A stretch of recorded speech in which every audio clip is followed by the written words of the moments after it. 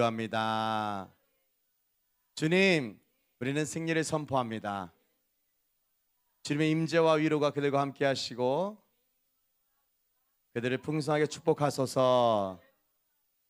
예수 그리스도의 이름으로 기도합니다. 아멘. 예, 우리 선교사님 위해서 기도하고 또 여러분의 삶에도 이 동일한 기도 제목 임하길 기도하겠습니다. 한번 봉헌하겠습니다. 하나님 감사합니다. 하나님, 우리가 하나님의 나라를 확장하는데 또 이렇게 선교사님들이 나가셔서 여러 가지로 많이 애쓰고 또 이 대한민국의 몸된 교회들, 하나님 곳곳에 지역의 마을마다 도시마다 하나님의 몸된 교회들을 세우시고 또 하나님의 종들, 목사님들, 또 여러 교육자들, 임원들 세우시고 그리스도의 몸을 세워가고 계시는데 하나님 모든 교회들 가운데 새로운 돌파가 있게 하여 주시고 궁극적인 하나님의 놀라운 승리가 모든 교회들 가운데 함께 임하기를 축복합니다. 주님, 이 장흥 지역에 있는 교회들도 주님께서 돌보시고 축복하여 주시고 또 아버지 도시의 교회들도 축복하여 주시옵소서. 또 선교지에 있는 모든 아버지 하나님 사역들, 교회들 가운데 하나님의 놀라운 축복이 함께 있기를 기도합니다. 하나님, 이 일을 위해서 또 아버지 하나님 우리가 11조 헌물로 여러 가지 모양으로 하나님 말씀에 따라서 또 자원하여 하나님 앞에 드립니다. 하나님 축복하여 주시고 우리의 마음이 있는 곳에 아버지 우리의 물질도 이렇게 함께 있는데 하나님 동일하게 축복하셔서 하나님 더 많이 나눠주고 더 하나님의 나라를 선한 사업을 잘 이루는 우리 될 수 있도록 축복하여 주시옵소서. 이 헌물을 하나님 축복합니다. 재정이 마르지 않게 하여 주시고 모든 일들 가운데 아버지 하나 부하거나 아버지 하나님 가난해져도 아버지 하나님 우리가 하나님 앞에 일체의 비결을 배우는 놀라운 축복을 축복하여 주시옵소서. 감사합니다. 예수님을 기도했습니다. 아멘. 할렐루야. 오늘 우리 김성천 목사님 나오셔서 또 하나님 말씀 증거해 주시겠습니다. 우리 키즈 아이들과 유스 아이들은 선생님에게 가시면 되겠습니다. 큰 박수로 환영하겠습니다. 할렐루야.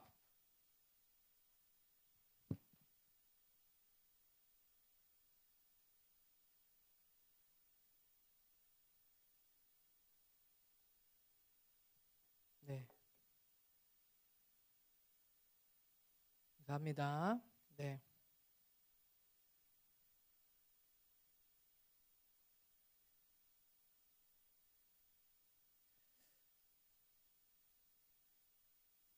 네.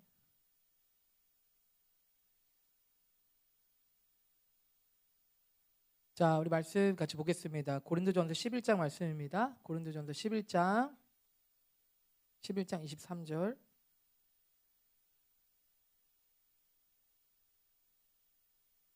고린도전서 11장 23절부터 26절 말씀입니다. 고린도전서 11장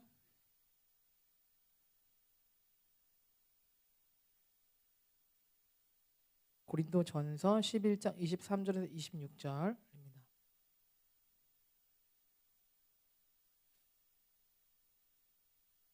같이 읽을까요? 준비되셨죠? 네, 찾으셨죠? 네, 네. 영성님 다 찾으셨어요.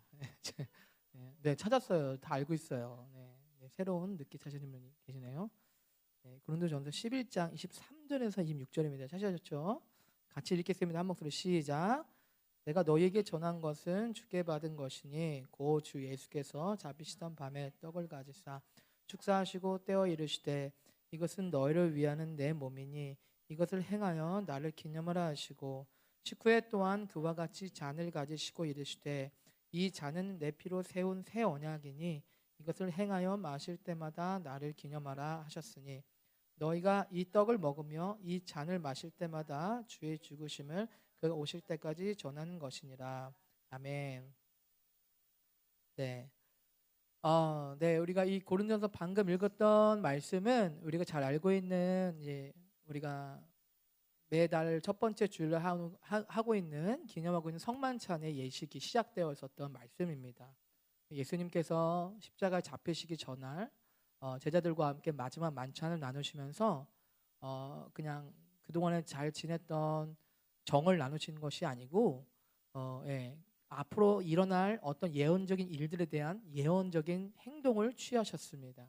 그것은 바로 떡과 잔을 의미하게 되는 예수님의 십자가로 인하여 맺어지게 될 언약에 대해서 예수님께서 언약된 예언적인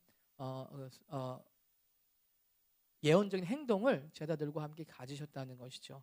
그래서 교회 안에서 우리가 가장 중요하게 여기는 예식 중에 하나가 바로 이 성만찬입니다.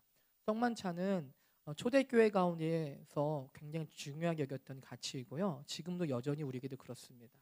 그래서 성만찬은 사실은 초대교회에서는 실제적인 식사의 자리로 가졌어요. 지금은 우리가 약식으로 간단한 떡과 잔을 준비해서 먹지만 초대교회에서는 실제적인 그들이 먹는 음식을 가지고 성만찬의 예식을 거행했습니다. 왜냐하면 예수님께서 그렇게 하셨으니까요. 그것이 이 모임 가운데 중요한 아주 그 어떤 영적인 그 활동 중에 하나였다는 것이죠. 이 예수님께서 이 떡과 잔을 나누시면서 하신 이 예언적인 이 행동은 바로 예수님의 십자가로 인하여 맺게 될 새로운 언약, 새 언약에 대한 예언적인 사인이었습니다. 이 성경원에서 가장 중요한 단어, 주제가 있다면 바로 언약입니다. 언약. 히브리어로는 베리트라고도 하고요. 영어로는 커버넌트라고도 합니다. 이 언약이라는 것은 이 성경원에서 내려오는 가장 중요한 핵심적인 그 주제 중에 하나예요. 우리가 이 시대에 이 언약에 대해서 거의 잘 이해하지 못하는 시대 속에 살고 있지만 성경 안에서 그리고 하나님 나라 안에서는 철저하게 이 언약을 통해서 하나님께서 나타나시고 역사하시고 응답하신 것들을 볼 수가 있습니다. 한마디로 말하면 언약은 가장 기본적으로 하나님께서 백성들과 사람들과 함께 어떤 관계와 어떤 하나님의 역사를 일으키시는 가장 기본적인 통로입니다. 통로. 그래서 우리가 성경 말씀도 심지어는 구약, 신약, 영적인 약이 아니잖아요, 그렇죠? 영적인 약이라서 옛날 약, 새로운 약이 아니고 이 언약을 상징하기 때문에 구약, 신약이라고 하는 것이죠. 올드 테스트먼트, 뉴 테스트먼트라고 하는 것입니다. 그만큼 성경에 대한 이 명칭 자체가 홀리 바이블이라고도 하지만 커버넌트, 우리가 이 언약의 체계라고 할 수가 있어요. 그래서 이 성경을 얘기할 때도 우리가 언약의 체계라고 할 만큼 이 언약은 하나님의 나라 안에서 굉장히 중요한 가치이고 하나님께서 역사하시는 통로라는 것을 우리가 알 수가 있습니다. 언약이라는 것은 무엇입니까? 언약이라는 것은 하나님과의 신적인 특별한 약속입니다. 약속.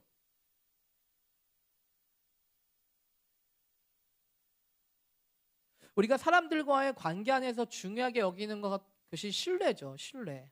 어떤 사람과 사람 사이에서도 어떤 관계가 성장하기 위해서는 뭐 식사를 많이 하고 재밌는 일도 많이 할 수 있지만 궁극적으로 이 관계가 성장하고 발전되기 위해서는 무엇이 성장하고 커져야 되냐면 신뢰가 커져야 돼요. 신뢰.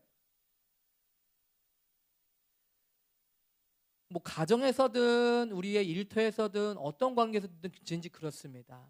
우리가 이 관계라는 것이 형성되고 자라가기 위해서는 이 신뢰가 바탕이 되고 신뢰가 더 두텁게 쌓여야만 가능하게 되는 것이 바로 관계라는 것이죠.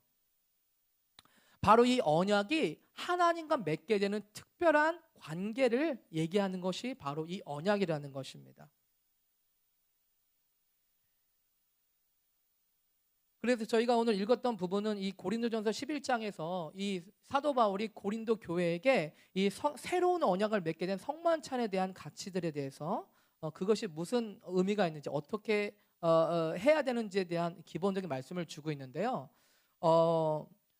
오늘 우리가 같이 좀 말씀을 좀 나누기 원하는 것은 사실은 윤정희 목사님께서도 말씀을 전하셨지만 출애굽기 6장에서 이제 하나님께서 모세를 통해서 이스라엘 백성들에게 나타나기 시작하시는 사건입니다.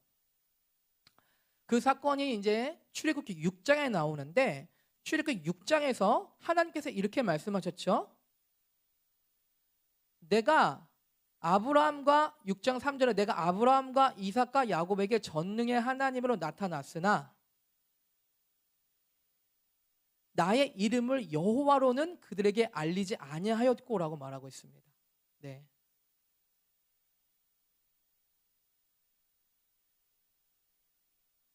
그러니까 한마디로 말하면 지금 모세를 통해서 이스라엘 백성들에게 하나님께서 이제 나타나고 역사하시기 시작하는데, 그것이 무엇이냐면 아브라함과 이삭과 야곱에게 나타났던 하나님의 모습과는 좀 다른 모습으로, 다른 이름으로 나타나겠다라고 하시는 말씀이에요. 그리고 그러시면서 모세를 통해서 애굽에 살았던 종노릇하는 인생들 가운데 있었던 이 이스라엘 백성들을 끄집어내시기 시작하신다는 것입니다. 이 말씀에 대해서 좀 더 같이 좀 말씀을 나누고 싶은 마음이 들어서 나누게 되었습니다. 목사님께서도 말씀 전하셨지만 이 출애굽기 6장 3절에 말씀하신 이 말씀에서 내가 아브라함과 이삭과 야곱에게는 전능의 하나님으로 나타났다라고 하는데요. 여기서 전능의 하나님은 히브리어는 엘샤다이라는 뜻입니다. 엘샤다이. 이 엘샤다이라는 것이 이제 그 여성의 젖가슴과 같은 것들을 명칭하는 것인데, 한마디로 말하면 그렇게 공급하시고 채우시는 하나님이라는 뜻이죠. 어쨌든 이것이 영어로는 Almighty God입니다.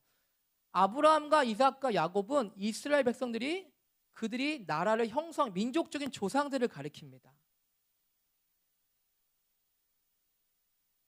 이 자신의 뿌리가 되는 이 아브라함과 이삭과 야곱에게는 전능의 하나님 Almighty God으로 엘샤데로 나타나는데, 이제 나의 이름을 여호와라는 그들에게는 알리지 아니었다라고 말씀하고 있어요. 근데 정말 흥미로운 부분은 무엇이냐면 이미 창세기 12장부터 아브라함은 하나님을 여호와로 불렀다는 것이에요. 그리고 노아도 방주에서 나올 창세기 6장인가요? 에노스 시대부터 그들이 여호와의 이름을 불렀다라고 말하고 있습니다.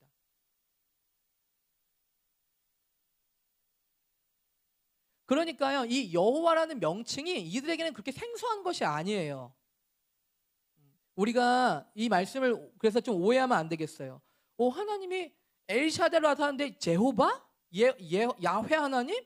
새로운 이름으로 나타나시네? 라고 하는 것으로 생각하시면 안 됩니다. 네, 그러면 혼란이 생기실 수 있어요. 제가 이미 말씀드렸다시피 창세기 12장에서 창세기 6장에서부터 이미 하나님께서 여호와, 제호바 하나님이라는 명칭이 호칭이 사용되었다라는 것입니다. 자, 그런데 우리가 주목할 것은 뭐냐면 그들에게 여호와로는 그들에게 알리지 아니하였다라는 것입니다. 알리지 아니하였다. 그러니까 이 말씀을 우리가 새로운 여호와라는 호칭을 알려주기 시작하시는구나라고 생각하시면 안 됩니다. 여기서 알리지 아니하였다라는 단어는 히브리어로 야다라는 단어예요. 야다라는 단어에 대해서 들어보신 적 있으시죠? 성도님들 중에서. 야다라는 단어는 굉장히 깊은 의미가 있는데, 그것은 단순히 어떤 호칭과 명칭에 대한 인포메이션을 듣는 것이 아닙니다. 이 야다라는 단어는 굉장히 관계적인 것이고, 그리고 심지어는 이 단어는 남자 여성과의 성적인 관계에서 사용되는 단어예요. 그러니까 이 야다는 어떤 인포메이션을 알게 되는 호칭에 대한 인포메이션이 아니라, 지식에 대한 말씀이 아니라 굉장히 깊은 차에서 경험되어지는 단어입니다. 그러니까 한마디로 지금 이 출애굽기 6장 3절의 말씀에서 내가 여호와라는 그들에게 알리지 아니하였다라는 단어는, 말씀은 호칭에 대한 새로운 호칭을 주겠다는 단어가 아니라 이제 여호와 하나님이 어떤 분이신지에 대한 실제를 나타내겠다는 단어입니다. 그런데 이 말씀을 조금 더 밑에 내려가서 읽게 되면요, 이렇게 말씀하고 있어요. 가나안 땅, 그들이 거류한 땅을 그들에게 주기로 내 그들과 언약하였더니, 누구와? 아브라함과 이삭과 야곱이죠. 아브라함과 이삭과 야곱에게는 언약하였었던 엘샤다이 하나님이 계십니다. 그런데 이제 5절에 애굽 사람이 종으로 삼은 이스라엘 자손의 신음소리를 내가 듣고 나의 언약을 기억하노라 라고 말씀을 하시면서 이 엘샤다이의 호칭과 제호바라는 호칭의 차이에 대해서 말씀하시는데, 그것은 엘샤다이의 하나님으로 나타났을 때는 언약을 맺게 되었던 하나님으로 나타났는데, 이제 제호바의 이름은 언약을 실행하는 자로 나타나겠다는 것입니다. 이해가 되시나요? 이해되시죠? 네. 자, 엘샤다이의 하나님은 아브라함과 이삭과 야곱의 하나님에게서는 하나님이 어떻게 나타나시냐면 Almighty God으로 나타나셔서 하나님께서 언약을 맺게 되는 역사가 시작이 됩니다. 우리가 잘 알고 있죠. 그래서 창세기 12장에 보면 아브라함을 부르셔서 이제 언약을 맺습니다. 내가 너를 큰 민족을 이루겠다. 내가 땅을 주겠다. 네 자손을 바다의 모래같이 많게 하겠다. 그 언약을 이어받은 사람이 바로 야곱이고요. 이삭이고요. 그 언약을 이어받은 사람이 또 누구입니까? 야곱입니다. 그러니까 이 아브라함과 이삭과 야곱에게 나타나셨던 엘샤다이 하나님은 언약을 맺으시는 하나님으로 나타나신 거예요.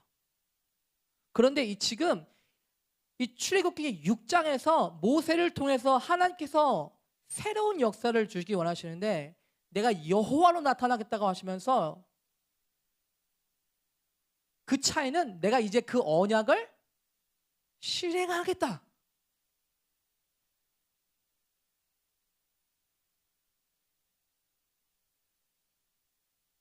아브라함과 이삭과 야곱을 통해서 이제 야곱의 12아들 중에 하나였던 요셉을 통해서 이제 이 야곱의 가족들이 70명이 이제 애굽으로 이주하게 됩니다. 우리가 알고 있죠. 그 사실에 대해서. 그래서 아브라함과 이삭과 야곱의 자손들이 가나안 땅에 잘 살고 있었는데 애굽으로 이주하게 된 사건이 이제 요셉의 시대 때부터 시작되게 됩니다. 그리고 있고 나서 약 430년의 시간이 흘렀어요. 몇 년이요? 430년이 흘렀는데 이제 뭐라고 하시냐면 내가 430년 전에 했었던 그 언약을 내가 기억하고 있다라는 거예요. 그리고 그 언약을 내가 이제 지키려고 왔다라는 것입니다.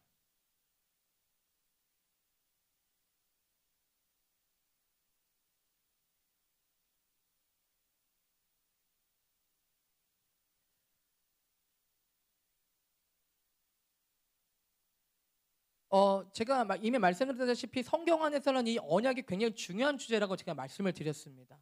우리가 이 언약 안에서 어떻게 살아야 될지, 어떻게 이 언약 안에 거해야 될지 이해를 못한다면 우리는 이 언약에 대해서 거의 이해를과 인식을 잘 못한 채 그냥 삶을 살아갈 수밖에 없겠죠.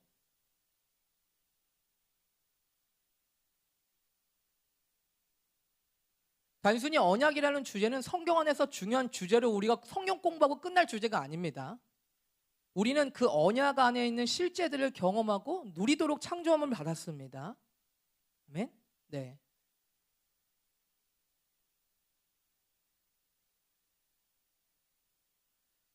자, 그래서요. 지금 하나님께서는 이 언약을 실행하고 지키기 위해서 모세를 보내시겠다고 하는 것입니다.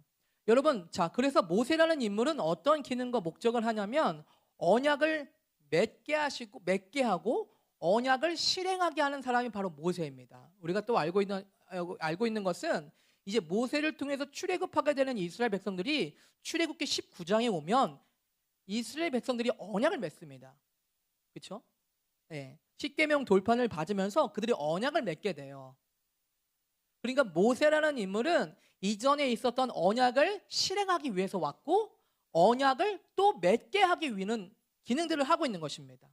우리가 잘 알고 있지만 이 모세는 예수와를 상징합니다. 그리스도를 상징합니다. 그리스도께서는 아까 우리가 처음에 읽었던 고린도서 11장의 말씀처럼 우리와 언약을 맺게 하신 분이셨어요. 예수님 자신의 피와 살을 통해서 십자가로 맺어지는 새 언약에 참여하도록 하는 특권을 주신 분이십니다. 그리고 그분은 다시 오실 것인데 그분은 그 언약을 실행하기 위해서 다시 오시는 거예요. 이해하시죠? 네. 예수님께서는 우리와 하나님과의 새로운 언약을 맺게 해주시는 분이셨고 그 언약을 실행하기 위해서 다시 오실 것이라는 것입니다. 누구처럼? 모세처럼.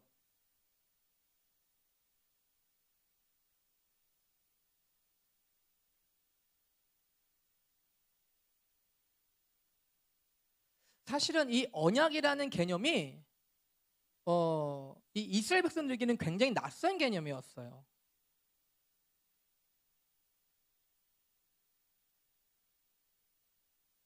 그들은 바로와의 압제 밑에서 있었던 사람들이었기 때문에 마치 고용주와 피고용주처럼 네, 그렇게 일하고 노동하는 인생들이었습니다. 그 나라의 국민과 한 지역 가운데 살고 있는 국민이었기 때문에 어쩔 수 없이 바로와의 왕과 노예, 신분으로만 남아있을 수밖에 없는 그런 관계였다는 것이죠. 그런데 지금 그렇게 440년 동안 살았던 사람들에게 새로운 관계를 지금 설정하겠다고 오시는 거예요. 그죠? 예. 그렇기 때문에 아마 이스라엘 백성들에게는 이것이 굉장히 낯선 것이라는 것을 우리는 이해할 수가 있습니다. 아마 우리에게도 이것이 낯선 개념처럼 들릴 수 있을 것 같아요. 우리가 어떤 관계를 맺을 때 언약이라는 개념과 언약적인 관계라는 것에 대해서 하나님과 내가 언약적인 관계에 대해서 거의 생각하기가 어렵습니다. 그래서 제가 옛날에 말씀도 드렸지만 제가 주일학교에서 사역을 할 때 제가 성남에서 전도사를 했었거든요. 그런데 거기 이제 교회들이 많이 있었어요. 뭐 골목마다 거리마다 교회들이 있었어요. 그래서 제가 새신자반 어린이들을 하면 새로운 어린이가 와요. 그러면 안녕, 너 어떻게 오게 됐어? 그러면 저기 교회 다녔었는데요. 그 교회 다니다가 좀 끊었어요. 끊었대요.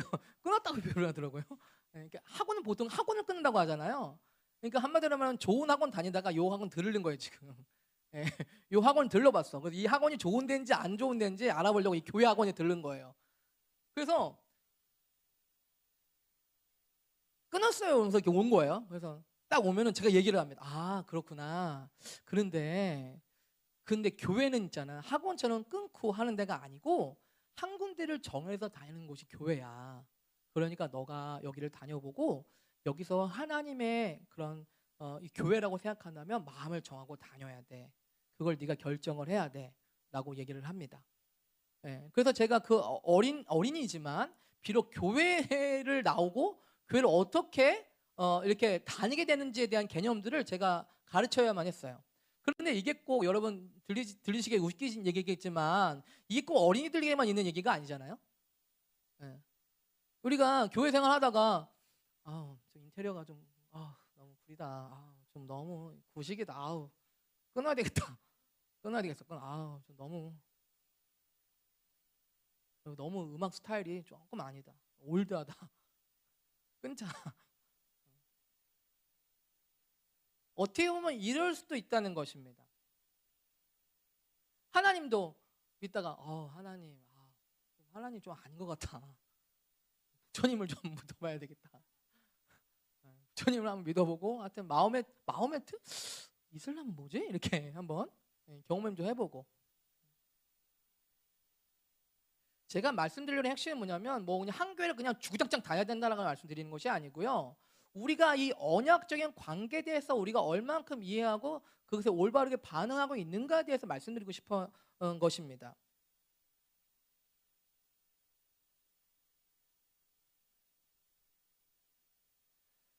이 언약이라는 것은 약속이 실행되는 것을 기대하는 것을 넘어서 그분과의 특별한 관계로 들어가는 거예요.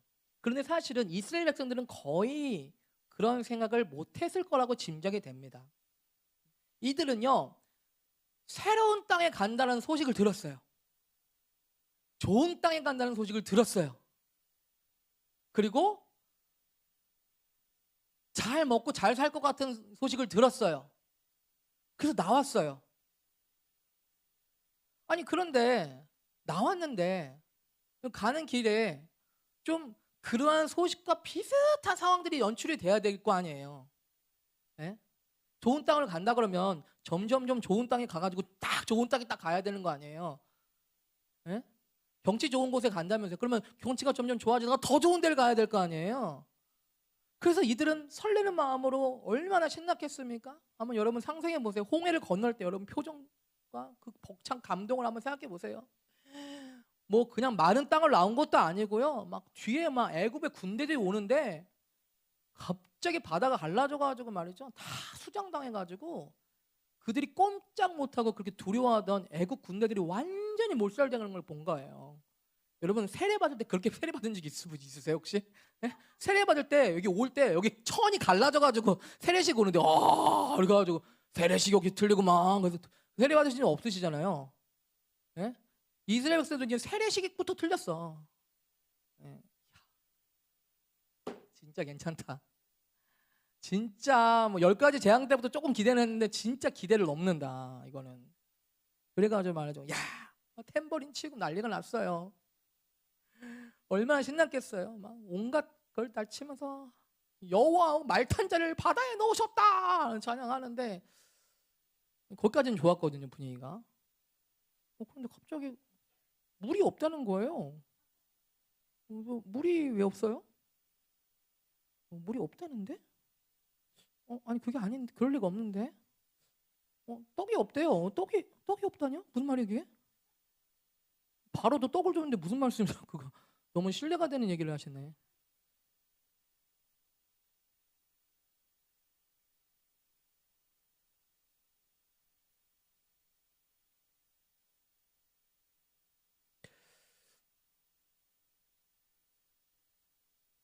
제가 만약에 여행사 가이드라면 그런 코스를 계획하지 않았을 거예요.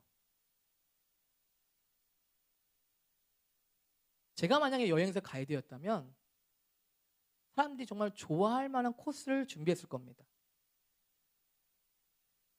여기서 더 좋고 여기서 더 좋고 여기서 더 좋을 만한.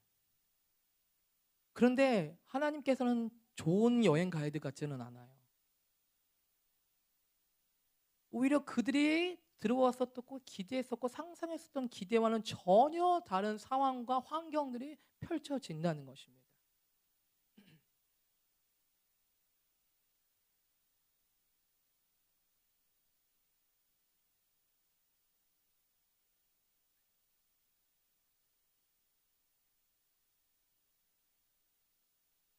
하나님께서는 우리에게 하신 약속과 말씀에 대한 성취에 대해서 믿음과 신뢰를 갖기를 기대하십니다. 믿음과 신뢰. 이들이 전에 노예 생활할 때는 전혀 생각하지 못했었던 가치들에서 얘기하고 계신 거예요. 노예 생활할 때는 전혀 필요 없었던 중요한 것들, 믿음과 신뢰. 바로와의 관계에서 믿음과 신뢰가 뭐가 필요해요? 채찍이면 되고 떡 주면 그만이고. 그런데 이제 이 특별한 이 언약 관계라는 관계 안에서는 하나님께서 우리에게 계속해서 요구하시고 기대하시고 훈련하시는 것은 뭐냐면 믿음과 신뢰라는 것입니다. 제가 아까도 말씀드렸어요. 관계라는 것은 신뢰가 바탕이 되고 신뢰가 더 두텁게 쌓여져야만 깊어지는 것이다라고 말씀을 드렸습니다.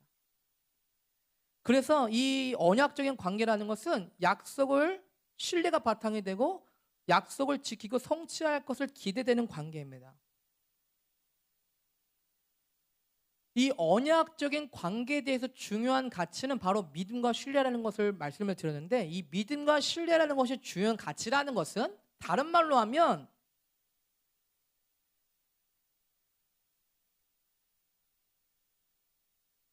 이 언약적인 관계에서는 믿음과 신뢰가 갖기가 어려운 상황들이 있다는 거예요.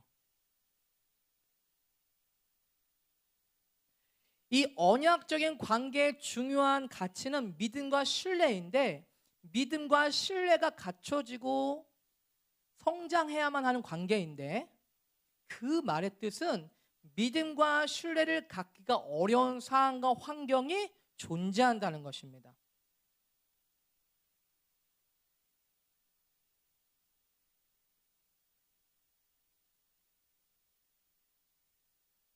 그래서 우리가 하나님 말씀을 잘 이해해야 될 필요가 있죠. 우리가 종종 예언을 받을 때 You have a great calling 되게 좋잖아요. 그 말 뜻은 You have a great challenge 라는 뜻입니다. 사실은 우리 가운데 있는 가장 문제점 중에 하나는 뭐냐면 하나님의 음성을 듣지 못하는 것도 물론 문제지만 하나님의 음성을 거의 잘 이해하지 못한다는 게 문제예요.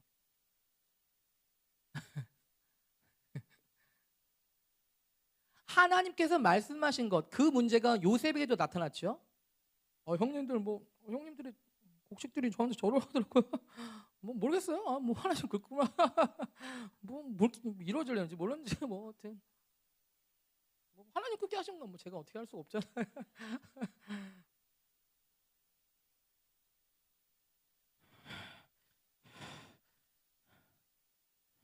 뭐라고?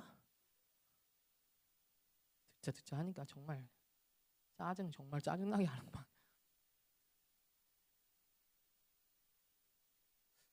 우리 가운데 있는 문제는 뭐냐면, 첫 번째로는 하나님의 음성을 제대로 못 듣는 것이 문제인데, 두 번째는 하나님의 음성을 제대로 이해하지 못하는 게 문제라고 말씀드렸어요.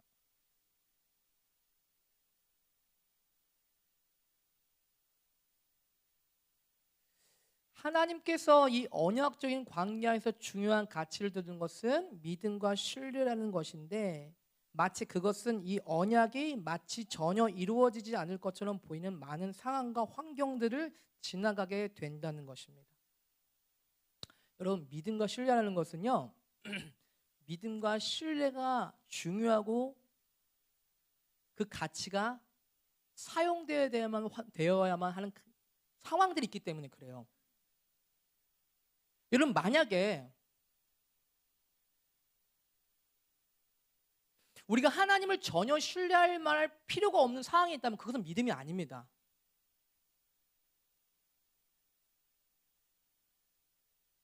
그건 믿음이라고 하지 않아요. 히브리서 말씀에서도 보이는 것이 무슨 소망이냐? 보이는 것은 소망이 아니다. 보이지 않는 것들이 소망이지. 여러분, 보여지고 인감도장 찍어 있는 게 그게 소망입니까? 네, 인감도장 찍어 있는 게 소망이 아니죠. 믿음이라는 것은, 신뢰라는 것은 굉장히 불확실해 보이고 불분명해 보이는 어떤 것에 대한 신뢰예요. 그래서 여러분, 믿음이라는 것은 항상 그렇지만 불확실성 가운데 존재합니다.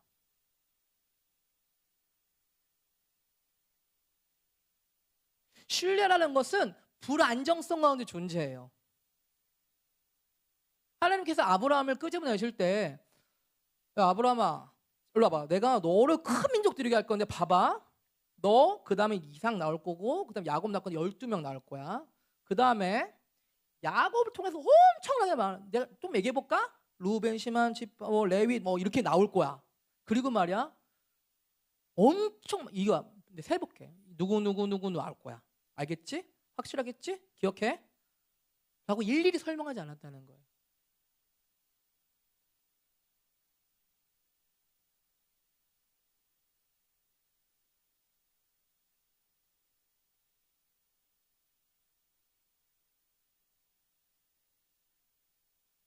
여러분, 하나님의 음성에 대해서 우리가 잘 오해하는 것이 있는데, 물론 하나님께서는 번개 치듯이 나 여호와가 말하노라, 저 사람을 해서 치우기도 해라 라고 말씀하실 수도 있지만, 굉장히 작은 우리의 심령의 감동으로 올 수 있어요. 그것이 그 말씀에 대한 중요성을 약화시키는 것이 아닙니다. 굉장히 국제적인 선지자들이 하는 말들 중에서는 물론 입신에서 하나님의 말씀과 환상들을 보기도 하지만 굉장히 작은 신음의 목소리로도 말씀하실 수 있다는 거예요. 그것이 그 계시의 크기가 작다라는 것을 의미하지 않습니다.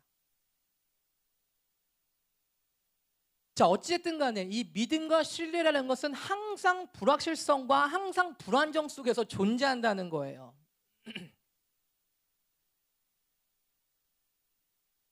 이것의 의미는 환경을 넘어서는 하나님의 임재와, 자, 이 언약 안에서 언약을 받은 이 언약이라는 것을 누릴 수 있는 특권이 두 가지가 있는데, 첫 번째는 뭐냐면, 이 언약적인 관계를 맺게 되면 첫 번째는 이 언약과 완전히 반대되는 상황과 환경들을 본다는 것이고, 첫 번째.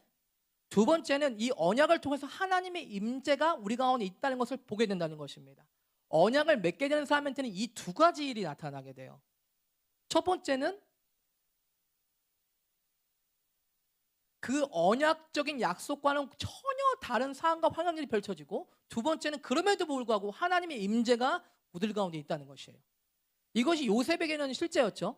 요셉은 여전히 그가 노예의 신분이었음에도 불구하고 하나님의 임재가 그와 함께 했었기 때문에 그가 가는 곳에는 다 번성하는 역사들을 볼 수가 있어요.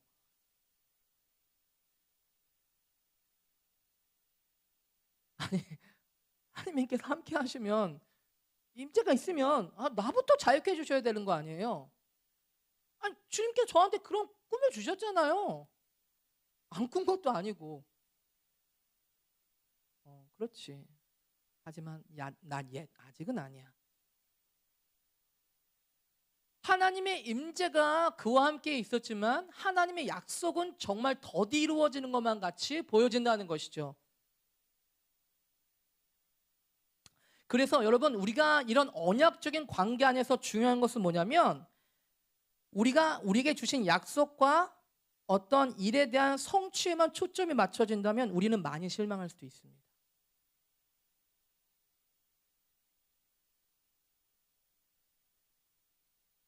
이스라엘 백성들처럼. 우리가 하나님께서 우리에게 약속하신 그 일에만 초점을 맞춘다면 우리는 많은 실망과 절망들을 맞닥뜨릴 수밖에 없습니다. 그런데 우리가 이 관계의 특별함들에 집중을 한다면 우리의 믿음과 신뢰가 자라날 수 있어요.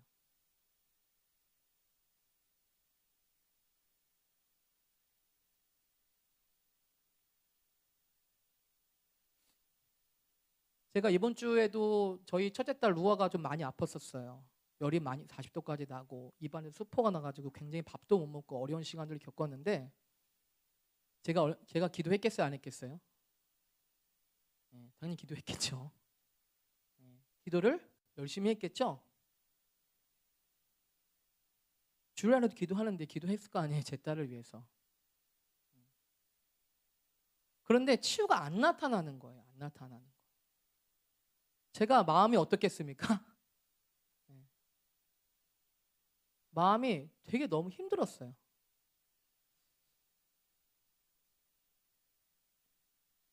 믿는 자들이 이러한 표기 따를 것이라고 말씀하셨는데 왜 이루어지지 않을까? 그러면 성경을 다시 써야 되는 거 아닌가? 누구 특별한 사람들에게만 이런 표기 따를 것이라는 거 고쳤어야 되는 거 아닌가라는 저의 반감적인 생각까지도 들었어요. 하나님, 그런 성경을 다시 쓰셔야 되는 거 아닙니까? 믿는 특별한 사람들에게 이러한 표적을 따를 것이라고 쓰셨어야죠. 저의 믿음이 없는 저의 이 생각이 그렇게 생각까지 가더라고요.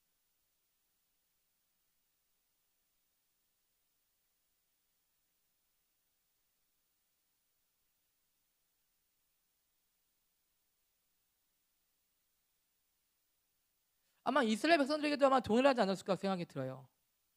젖과 꿀이 흐르는 약속의 땅으로 간다는데 언제 가요? When? 언제 우리 거기 가요? 여호와를 신뢰하라. 아니, 그러니까 언제 가냐고요. 여호와를 신뢰하라.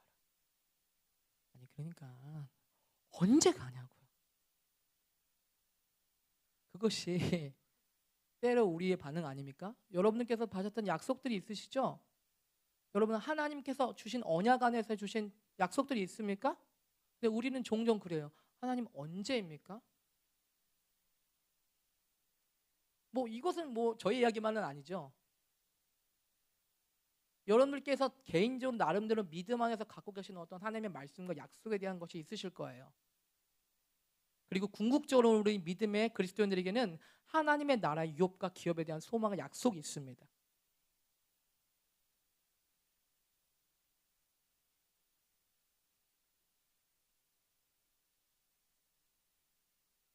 하나님께서는 말씀드린 대로 사실은 많은 학자들이 생각하는 것은 이 애굽에서 가나안 땅까지의 다이렉트 거리가 최단 시간으로도 일주일 만에 갈 수도 있다라고 생각을 하고 있어요. 최소한 일주일, 그리고 많이 걸면 한 달 만에도 갈 수 있는 거리다. 사실은 뭐 걸어서 가긴 하지만 그렇게 먼 거리가 아니에요. 사실은 뭐 중앙아시아를 넘어오는 거리가 아니잖아요. 사실은 이들이 다이렉트로 간다면 굉장히 빠른 시일 내도 도달할 수 있는 거리예요. 그런데 하나님께서는 광야를 통과하게 하셨고, 그리고 또 한 가지는 그들이 하나님을 신뢰하지 못하는 불신이 그 시간들을 연기시켰습니다.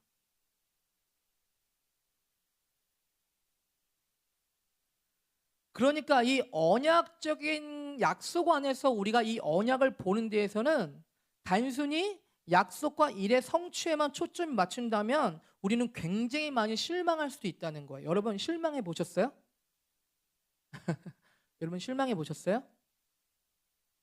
여러분 저거 말씀드렸지만 진짜 믿음으로 기도하고 소망해 본 사람만이 실망할 수 있어요.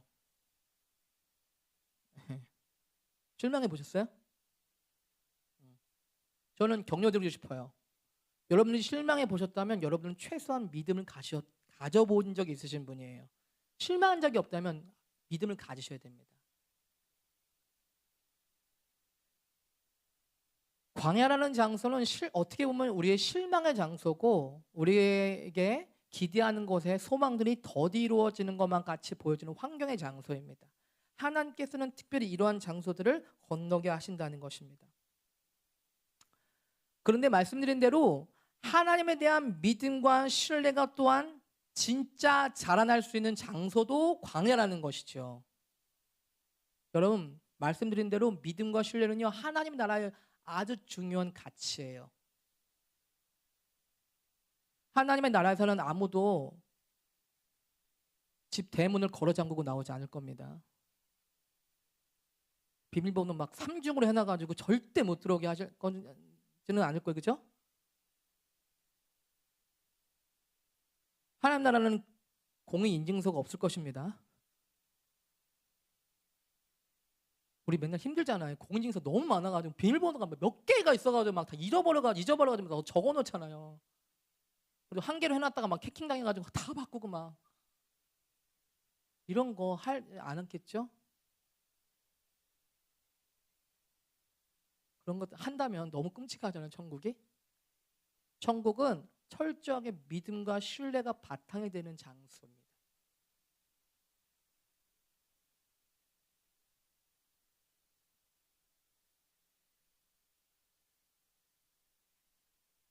여기 아까 읽었던 출애굽기 6장 7절에 보면 이렇게 말하고 있어요. 나는 애굽 사람 무거운 짐 밑에서 너희를 빼낸 너희의 하나님 여호와인 줄을 너희가 알지라라고 말씀을 하고 있습니다. 이제부터 여호와인 줄을 너희가 알지라는 단어가 몇 번이 나오는지 아세요?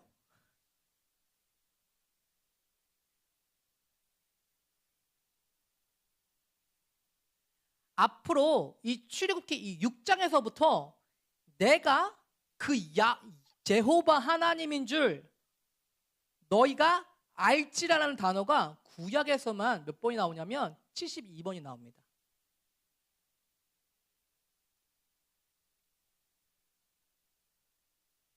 이 여호와인 띄고 줄 해서 검색해 보세요. 아시겠죠? 성경 그 검색하는 데 있잖아요. 여호와인 띄고 줄 하면 72번이 쫙 나옵니다. 하나님께서는 이 표현을 무려 72번 동안 사용하세요. 구약에서. 그러니까 하나님께서는 아주 작정하시고 이 여호와인 줄 할 것이다. 여호와인 줄 알게 하시다. 여호와인 줄 내가 증명하겠다. 여호와인 줄 내가 나타나겠다라는 단어를 무려 72번이나 사용하시면서 얘기하고 계세요. 그러니까 한마디로 말하면 이 구약에서만 하나님께서 자신이 그 언약을 성취하는 여호와인 줄을 증명하기 위한 말씀을 무려 72번이나 하고 계시다는 것입니다. 얼마나 중요하게 이 말씀을 하시는지 아시겠죠?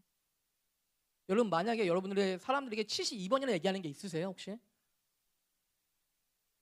하경아 이거 해라, 하경아 이거 해라, 하경아 이거 해라, 하경아 이거 해라, 이거 해라, 이거 해라 72번 얘기하신 적 있으세요? 도저히 입 앞에서 못하겠다. 하경아 이거 해라, 이거 해라. 지금 20번도 못했어요.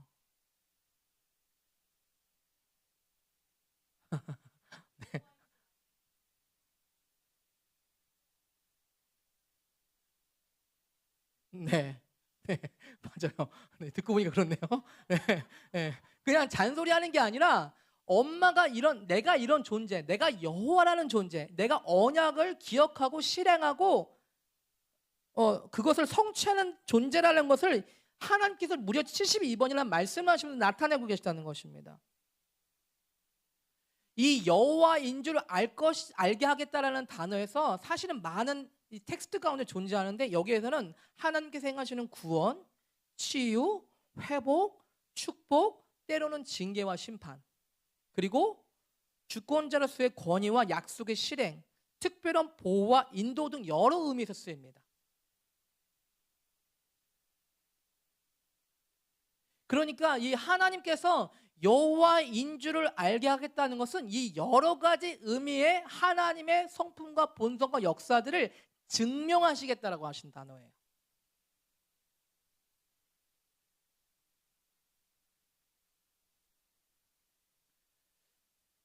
여러분과 저는 지금 어떻게 보면 광야와 같은 장소를 통과하고 있는데, 이 시간에 중요한 것은 뭐냐면 하나님이 어떤 분이신지에 대한 올바른 인식과 관점을 유지하는 것이 중요합니다. 이 말씀을 꼭 드리고 싶어요. 여호와 하나님이 어떠한 분이신지에 대한 올바른 관점과 인식을 유지하는 것. 제가 아까도 말씀드렸다시피 저희 첫째 딸의 치유가 일어나지 않았을 때 하나님은 치유를 안 하시는 것 같다. 적어도 나를 통해서는 안 하시는 것 같다 라는 생각을 하실 수 있겠죠. 근데 이게 좀 더 발전을 하면요, 하나님께서는 지금은 치유하시지 않는다, 이게 좀 발전되면요, 더 이상 지금은 치유가 존재하지 않는다라는 신학까지 있다는 거 아세요? 여러분 들으실 때 너무 놀랍죠? 그런데 그런 신학까지 존재하고 있어요. 신학이 하나님의 말씀을 넘어서 버렸어. 근데 그것이 왜 존재할까요?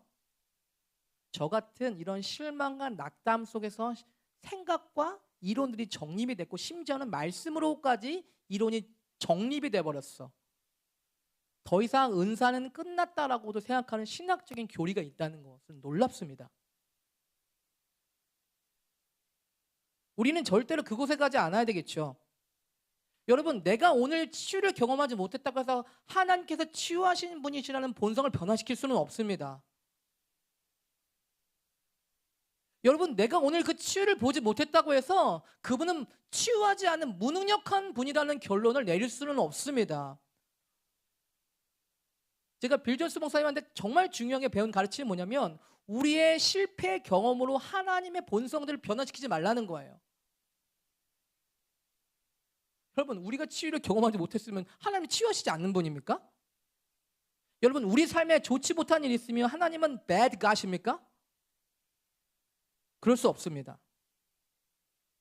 여러분, 모든 문제는 하나님의 존재에 대한 올바르지 못한 인식에서부터 비롯된다고 저는 믿어요. 이 세상에서 모든 문제, every problem은 하나님에 대한 잘못된 인식에서, 두 번째는 하나님 안에서 나의 잘못된 인식, 스스로에 대한 인식에서 잘못됩니다. 한번 생각해 보세요. 여러분은 아까 우리가 이 새로 태어나게 되는 소망에 대해서 엄청난 축복을 하지 않았습니까? 그런데 여러분, 누군가가 10대 어린이가 나는 정말 못생겼어, 나는 정말 무가치해, 나는 살 자격이 없어 라고 생각한다면 어떠시겠어요? 나는 이것도 실패했고 저것도 실패했고 이것도 잘 못하고 저것도 잘 못하니까 나는 가치가 없어라고 생각한다면 어떠시겠습니까? 정말 그 결론이 맞는 결론입니까? 그렇지 않습니다. 굉장히 잘못된 결론과 생각들로 가고 있다는 것을 우리는 알아차릴 수가 있습니다. 왜 그러냐면 그들이 경험했었던 많은 실패와 좌절과 절망 가운데 자신의 정체성을 세웠기 때문입니다.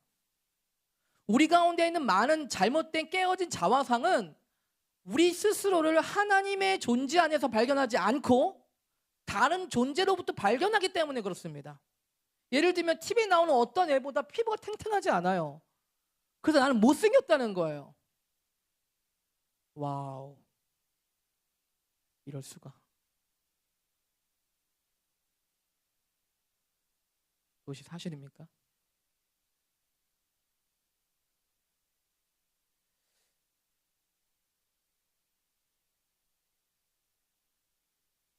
이 세상에서 일어나고 있는 가장 심각하고 끔찍한 잘못된 길의 뿌리는 하나님에 대한 올바르지 못한 인식, 올바르지 못한 관점을 가지고 있기 때문입니다. 그리고 두 번째 문제는 하나님 안에서 나를 발견하지 않고 하나님이 아닌 다른 곳에서 나의 존재를, 가치를 그곳에서 두기 때문에 일어납니다. 다른 말로 하면 우리의 모든 문제 해결은 하나님을 올바로 인식하는 것에서 있어요. 우리의 모든 문제 해결은 하나님 안에서 나를 발견하는 것부터 있습니다.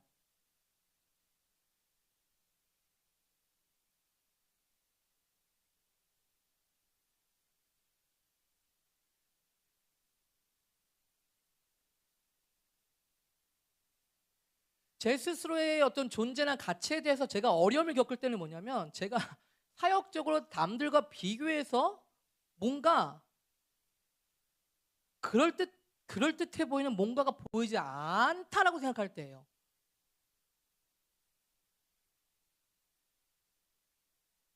그런 생각이 제 생각 가운데 자리 잡고 계속 자라나기 시작하면 제가 어떻게 되냐면 나는 실패한 사역자다. 나는 무가치한 사역자다. 라는 생각이 저한테 들어올 때가 있습니다. 그것이 사실입니까? 여러분 제가 얼마나 중요한 사람입니까? 여러분 제가 얼마나 중요한 사람이에요? 여러분들은 얼마나 중요한 사람이십니까? 여러분 얼마나 중요한 사람이세요? 여러분 중요하다고 생각하십니까? 진짜로? Really?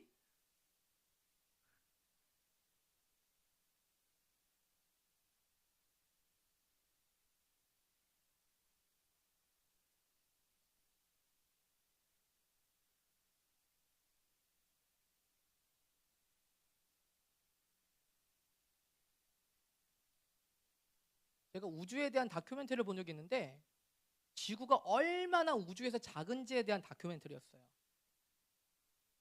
지구가 그냥 크잖아요. 우리가 지구 중에 다 다녀보지도 못했는데 아직.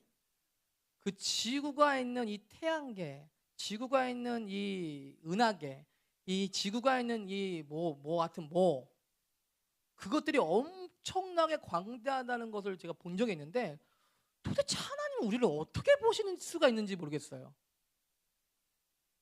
나라는 존재에 대해서 보실 수가 있는 게 가능할 걸까? 그걸 보는데 불현듯 제가 하나님이 저를 찾으셨다는 것에 굉장히 감동이 들기 시작했어요.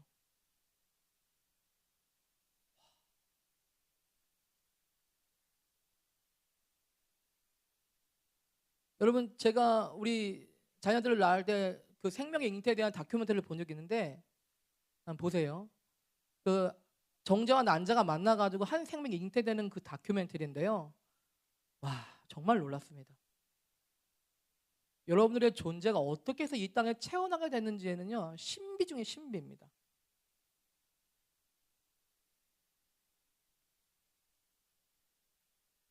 특별히 하나님과 우리와 특별한 관계, 언약적인 관계를 맺으셨다는 것은 이 땅이 정말로 위대하게 놀랄 만큼 대단한 일이라는 것입니다. 그 스페셜 릴레이션십, 커버넌트 릴레이션십이 바로 우리에게 임했다는 것입니다. 예수님의 피와 살을 통해서. 만약에 우리가 그러한 존재 가운데서 우리를 발견하지 못한다면 심각한 우리 자신에 대한 왜곡이 발생될 것입니다. 여러분 많은 경우에 있어서 처음에 예언에 대한 말씀을 들으면 성도들이 거의 이해를 못해요. 나를 그렇게 진짜 보신다고? 저도 저에게 주셨던 예언의 말씀에서 믿을 수 있는데 수년이 걸렸어요. 목사님이 나한테 좋은 얘기 해주시는구나. 그냥 교회 열심히 다니라고 하는구나. 목사님이 내가 좀 많이 소심한 것 같아가지고 힘을 많이 주시기 원하셨구나. 감사합니다. 이렇게 생각합니다. 그런데 여러분 하나님은 의기소침해 있는 여러분들의 감정들을 도와주기 위해서 존재하시는 분이 아니에요. 그분은 진리를 말씀하시는 분이십니다. 그래서 제가 저에 대한 예언의 말씀을 믿는데 수년이 걸렸어요. 지금도 사실은 믿는 데 어려움이 있습니다.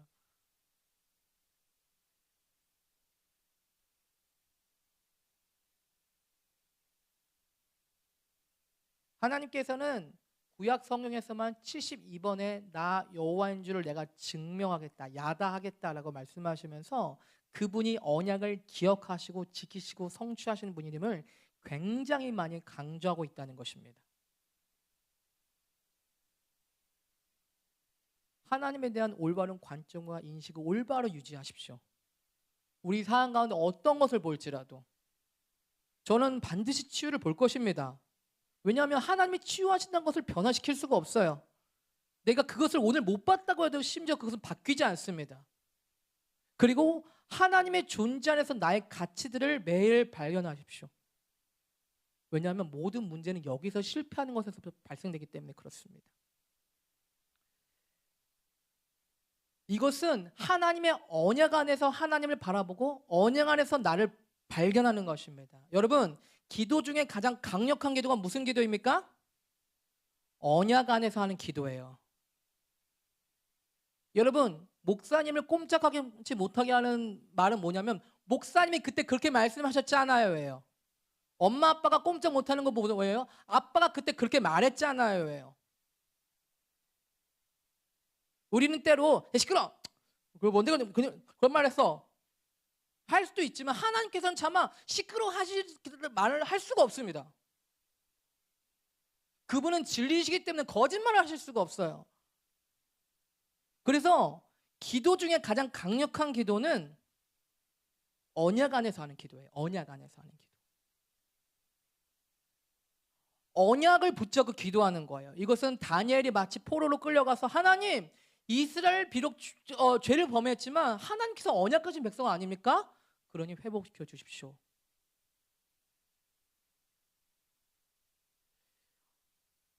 여러분, 강력한 기도를 할 필요가 있는데 여러분들이 하나님께서 주신 약속을 붙잡고 기도하세요. 하나님 그럼 꼼짝 못 하십니다. 그래서 말씀을 가지고 기도하는 것은 강력해요. 하나님께서 말씀하셨잖아요. 믿는 자들에게는 이런 표적이 따를 것이라고 저는 그래서 기도합니다.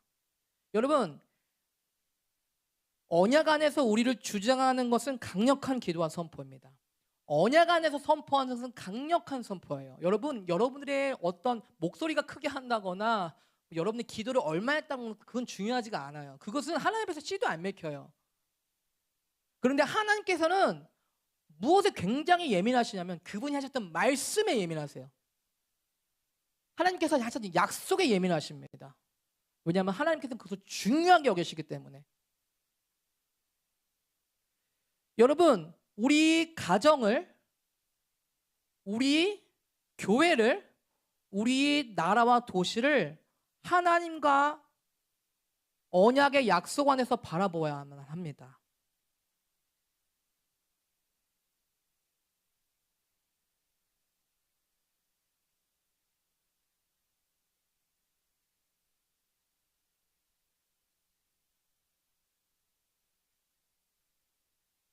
빌존스 목사님 이번에 집회 오셔서 그런 말씀 하시더라고요. 제가 한국에 매년 이곳에 오는 이유가 있습니다. 저는 하나님이 한국에 대한 부르심에 대해서 저는 신뢰합니다라고 하셨어요. 여러분, 우리가 볼 때는 저기 높은 자리에 올라가서 설교하는 것이 되게 영광 많은 자리 같고 굉장히 높임 많은 자리 같지만 사실은 나라를 뛰어넘어서 매년 그렇게 헌신해서 오신다는 건 굉장히 쉬운 일이 아닙니다. 사실은 지금 때가 그렇게 좋은 때도 아니에요. 분위기가 좋은 때도 아니죠.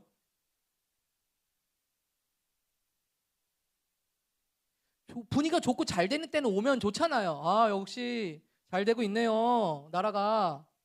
할렐루야. 우리가 기도했잖아요. 이루어지고 있잖아요. 그죠? 할렐루야. 찬양하십시다. 그건 너무 좋은 방문이죠. 하지만 우리가 기도했었던 것, 그리고 하나님께 받았던 약속을 받았던 것이 잘 보이지 않은 때 그것에 참여한다는 것은 쉽지 않아요. 여러분들도 그러시죠? 여러분들 가족들을 위해서 기도하실 때, 직장을 위해서 기도하실 때, 이 나라를 위해서 기도하실 때 좋고 잘 되고 약속이 이루어진 것만 같은 상황들이 있을 때는 기도하는 거 너무 쉽지 않아 좋잖아요.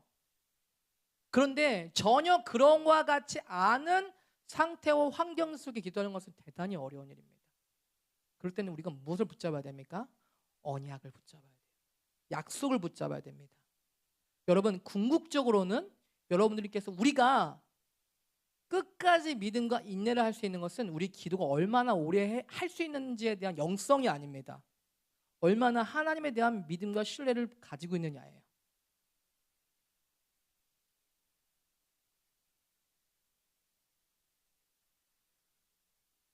하나님과의 그 언약 안에, 약속 안에 거할 때만 실망과 낙심과 불신과 두려움 그리고 죄악으로부터 보호받는 안전한 장소입니다.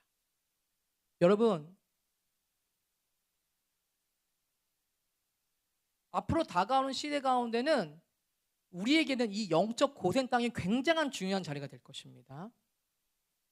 우리가 앞으로도 고센 땅을 볼 텐데 지금 보고 있는데 고센 땅은 하나님의 언약이 있는 장소예요. 하나님의 언약과 약속이 보호되는 장소입니다. 여러분, 단순히 이게 어떤 우리가 살고 있는 지역적인 그런 자리가 아니라 우리 마음과 생각이 얼마나 하나님의 언약 가운데 거할 수 있는지는 앞으로 다가오는 시대에 중요한 이슈가 될 거예요.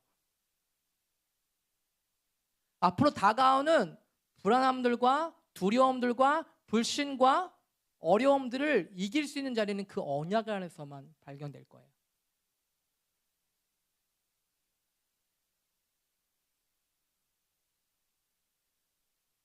여러분, 말씀을 좀 정리하고 싶습니다. 여러분, 실망스럽고 낙심이 되고 불안함과 같은 상황과 환경들이 있습니까? 네, 여러분 당황해하지 마세요. 그것은 이스라엘 백성들에게도 믿음의 여정 가운데 있었던 당연한 일입니다. 오히려 그것이 없다면 여러분은 스스로 의심해 보셔야 돼요. 내가 정말 믿음의 길을 가고 있는가? 내 믿음이 시험받을 만한 상황과 환경이 없다면 여러분 스스로에 대해서 다시 한번 시험해 보셔야 돼요. 그런데 우리가 충분히 실망할 수 있고 낙심할 수 있고 두려울 수 있을 만한 상황들을 건너고 있다면 여러분은 올바르게 가고 계시는 거예요.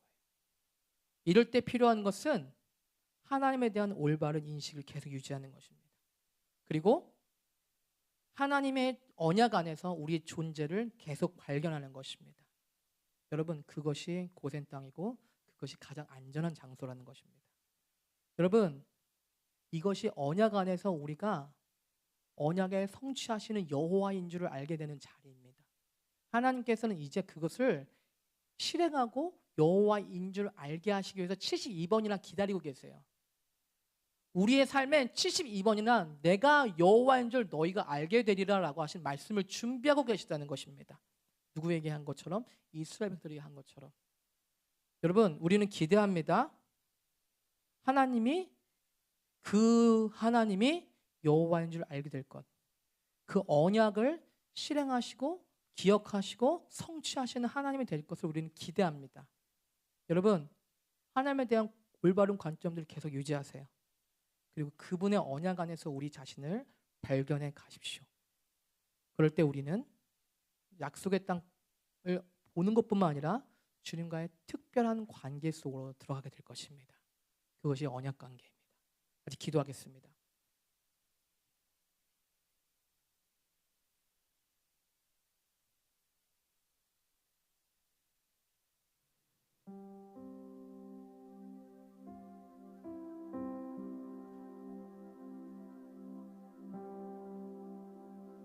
이 시간 주님 앞에 우리가 그동안 느꼈었던 많은 실망감들, 불안함들을 다 올려드렸으면 좋겠어요. 하나님, 저의 불안함들과 두려움들과 불신들, 심지어는 불신들, 하나님, 우리의 생각을 그렇게 요동치게 했었던 많은 것들을 주님 앞에 내려놓기 원합니다.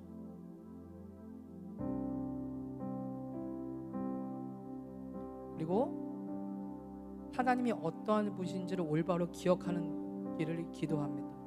이 시간 여러분 그것을 위해 기도하세요. 하나님, 우리가 느꼈던 실망과 낙담에 대해서 너무 죄책감을 가지지 마시고요, 주님 앞에 같이 드리기 원해요. 이 시간 주님, 저희 실망 낙담들을 받아주시는 주님을 찬양합니다. 그럼에도 불구하고 주님의 신실하심과 영원하신 하나님은 변하지 않으실 겁니다. 우리가 그 하나님을 다시 한번 신뢰하고 또 의지하는 자리로 가기를 원합니다. 믿음과 인내로, 오래 참음으로 그 약속의 언약의 유업을 취하는 자리로 우리는 갈 것입니다. 주님의 언약 가운데서 다시 우리를 발견하게 하여 주시옵소서. 하나님, 우리의 존재를 다른 곳에서부터 확인받지 않게 해주십시오. 우리가 누구인지는 주님께서 알고 계십니다. 우리를 창조하지 않은 다른 사람들로부터 우리의 존재를 확인하지 않게 해주세요. 우리를 창조하시고 구속하신 주님 안에서 우리 스스로를 볼 수 있게 도와주십시오.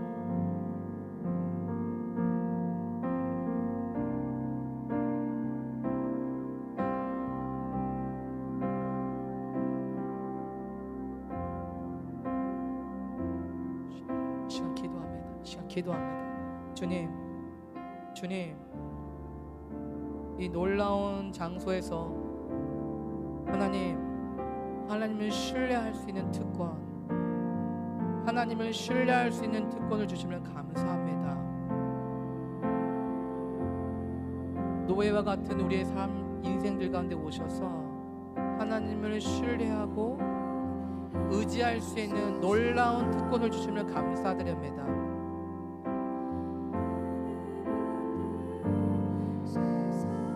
성령님, 이 시간 오셔서 우리의 모든 실망과 낙담들을 가져가시고 주님이 어떠한 분이신지를 계속 바라볼 수 있는 은혜가 있기를 기도합니다. 여러분, 주님 앞에 더 나아가세요. 주님 앞에 더 나아가세요.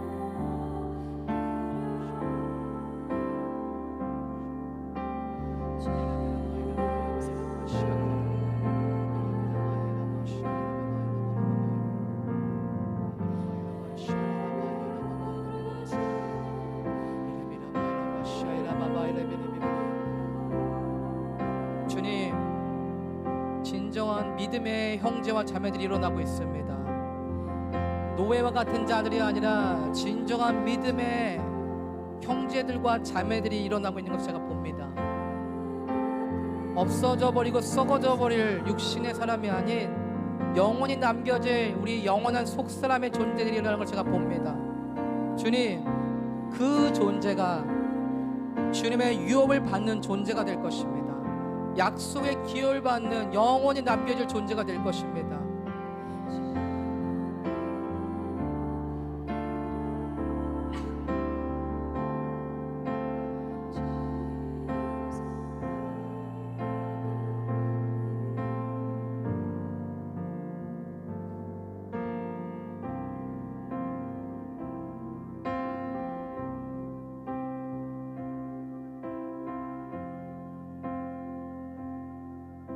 여러분, 우리가 갖고 있는 실망과 불신과 이런 마음들을 그냥 우리가 갖고 있지 않기 원해요. 주님 앞에서 솔직하게 틀어놓고 주님에 드리기 원합니다. 주님은 우리 가운데 너가 왜 그런 실망과 불신을 가지고 있다라고 책망하지 않을 거라고 저는 믿습니다. 주님 우리 연약함을 아시고 충분히 그런 것들을 새로운 믿음과 소망으로 변화시켜 주실 수 있습니다. 우리가 이 시간 하나님 앞에 내어드리기 원합니다. 하나님, 많이 실망스러운 시간들이 있었습니다. 또 많이 좌절되는 순간들도 있었습니다. 그리고 많이 불신이 있을 것 같은 그런 순간들도 많이 있었습니다. 하지만 하나님, 이 시간 그 모든 마음들을 주님 앞에 내어드리고 이 시간 주님께서 우리 가운데 새로운 소망과 믿음으로 역사하실 것을 이 시간 선포합니다. 주님 안에서 다시 한번 우리의 존재들을 발견하게 하실 것에 감사를 드립니다. 성령님, 다시 한번 우리가 주님을 떠나서 생각하지 않게 하시고 주님 안에 거함으로 주님 안에 거하는 은총들로 역사되길 기도합니다. 주님, 우리 주신 약속과 말씀들을 부여잡고 하나님, 믿음으로 신뢰로 우리 약속의 기업을 향해 나가는 우리 아름다운 교회, 우리들이 지체들이 되는 시간 기도합니다. 성령님, 다시 한번 우리 속사람을 새롭게 하시고 일으키실 주님을 찬양합니다. 날로 날로 우리의 속사람을 강건케 하시고 새롭게 하실 주님을 찬양합니다. 이 시간 우리에게 믿음의 주 온전케 하시는 주님을 올바라 바라볼 수 있는 은혜가 있게 하시고 주님 안에서 우리를 발견할 수 있는 은총이 있게 하여 주시옵소서. 이 시간 기도합니다. 이 시간 기도합니다. 샤라바바 이라바라바바 할렐루야. 주님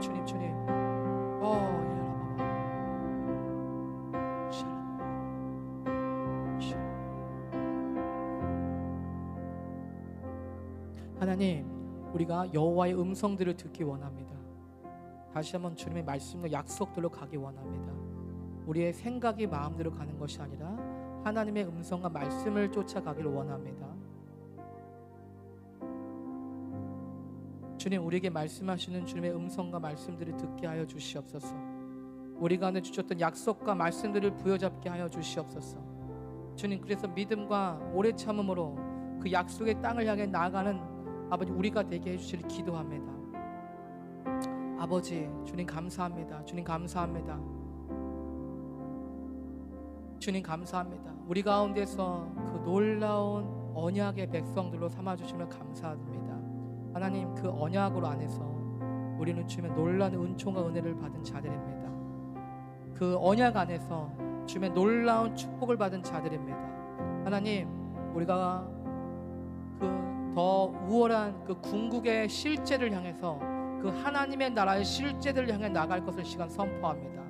하나님, 이 시간 우리가 지난 옛날 것을 이제 뒤로 하고 이제 앞에 계신 주님을 향해 갈 수 있도록 우리를 그렇게 이끌어 주시고 인도해 주시길 기도합니다. 성령님께서 우리를 그 앞에 계시고 역사하시고 인도하시는 그 모세 예수와 되신 주님의 음성을 쫓아갈 수 있도록 주님의 임재로 우리를 이끌어 주시길 기도합니다.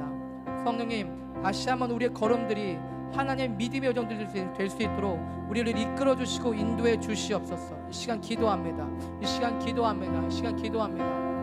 샤라바바 이라바바 이라바바 샤라바바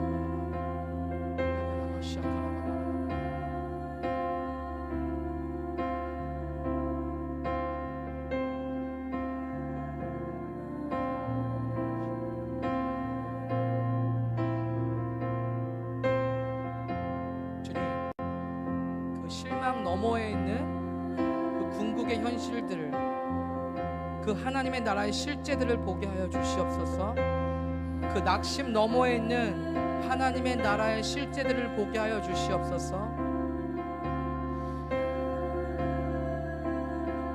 그 광야 너머에 있는 하나님의 임재를 우리가 보게 하여 주시옵소서.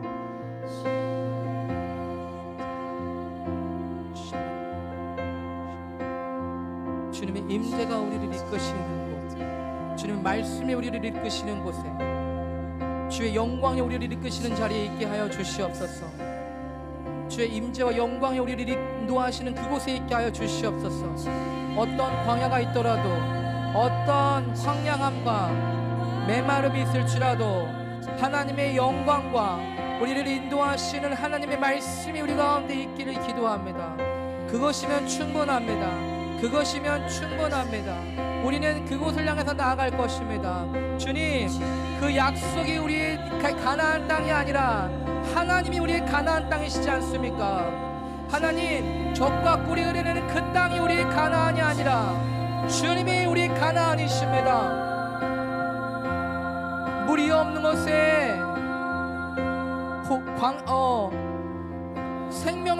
생명수를 나게 하시고 길이 없는 곳에 길을 있게 하시는 하나님, 주님은 그 웨이메이커시지 않습니까? 할렐루야, 할렐루야. 주님, 없는 것을 있게 하시고 광야의 길을 내신 우리 하나님, 광야의 길을 내신 우리 하나님, 주님이 우리의 가나안이시고 주님이 우리의 유업이십니다.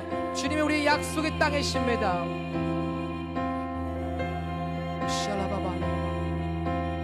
할렐루야, 할렐루야, 할렐루야. 주님께서 우리에게 새로운 차원의 믿음을 주시는 걸 제가 느낍니다. 하나님, 우리 가운데 새로운 차원의 믿음을 주시옵소서. 우리의 육신에 느껴지는 믿음이 아니라 하나님의 나라 안에 있는 초자연적인 차원의 믿음들이 우리들 가운데 임하기를 기도합니다. 초자연적인 소망들이 부어지기를 기도합니다.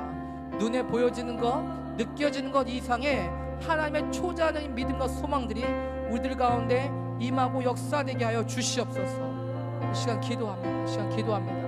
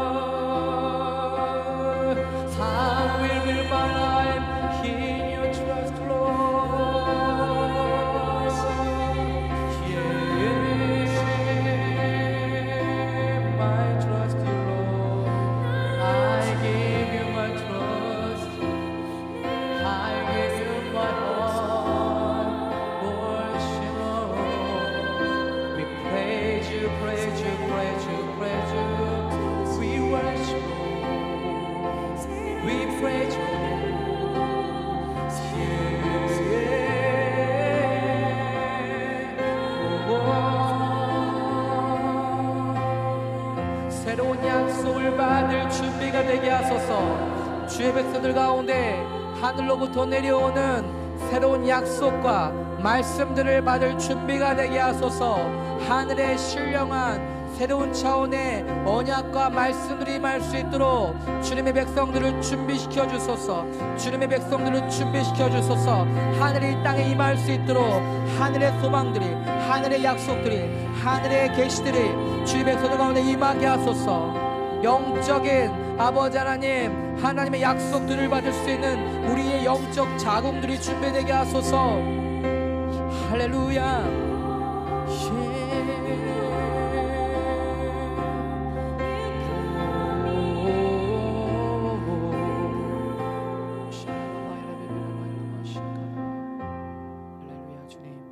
감사합니다.